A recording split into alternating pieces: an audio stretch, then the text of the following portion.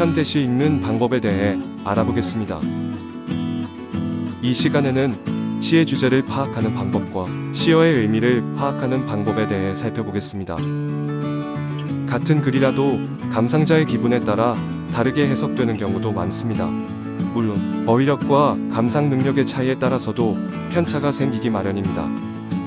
학생의 주관이나 감정에 따라 해석이 다른 의미의 다양성은 시의 매력 중 하나입니다. 하지만 수능에서 해석의 다양성을 모두 인정한다면 큰 문제가 생길 겁니다. 즉, 입시를 위한 시 학습을 위해서는 보편성과 논리성을 따를 필요가 있습니다. 그렇다고 모두가 천편일률적인 방법을 따라야 한다는 것은 아니니까 너무 걱정하지 않아도 됩니다.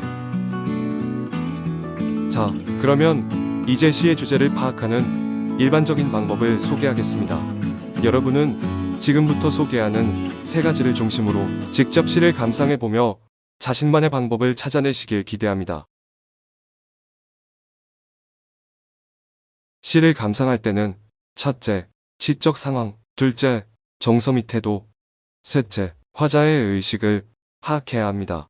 이상의 모든 요소에는 자신의 주관이나 느낌을 무턱대고 적용해서는 안 됩니다. 작품 아니나 문제의 보기에서 해석의 근거가 있는지 팩트 체크를 해 보아야 합니다. 이게 중요합니다. 팩트 체크. 저는 하나의 작품이 그만의 특별한 독립된 세계라 생각합니다. 인간성이라는 공통 분모 위에서 작가는 언어로 특별한 세계를 만드는 거죠.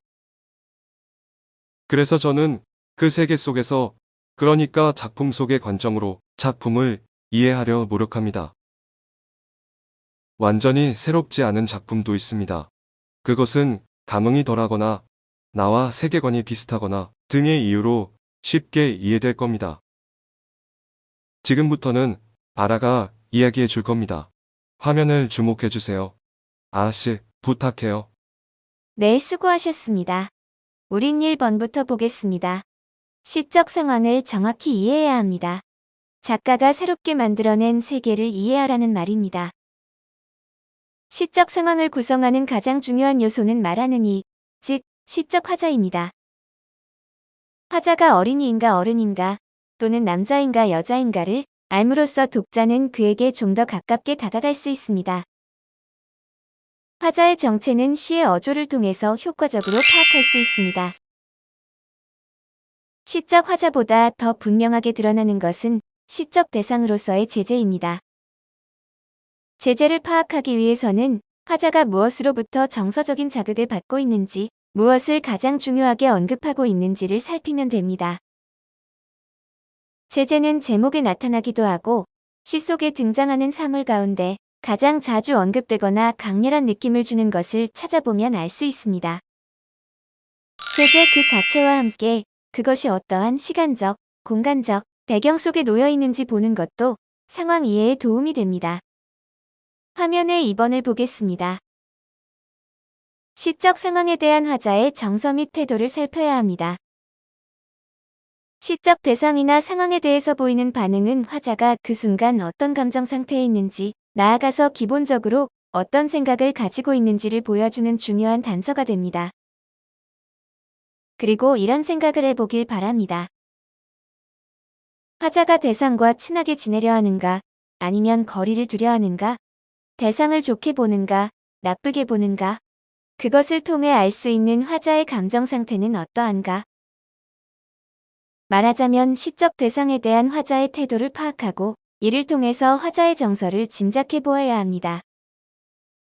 화자의 태도는 감탄 명령, 청유형 문장에 잘 드러나니까 중요하게 체크해 두어야 합니다. 화면에 3번을 보겠습니다. 화자의 정서 및 태도로부터 화자의 의식을 생각해 보아야 합니다. 어떤 상황이나 대상에 대한 화자의 태도 또는 정서가 곧 주제는 아닙니다. 이러한 태도 및 정서에 집중적으로 반영되어 있는 시인의 의식이 주제에 해당합니다.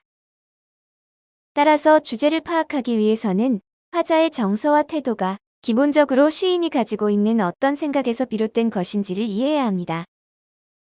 나아가 그것이 인간의 삶이나 역사적 현실과 관련하여 어떠한 의미를 지니는지를 살필 필요가 있습니다.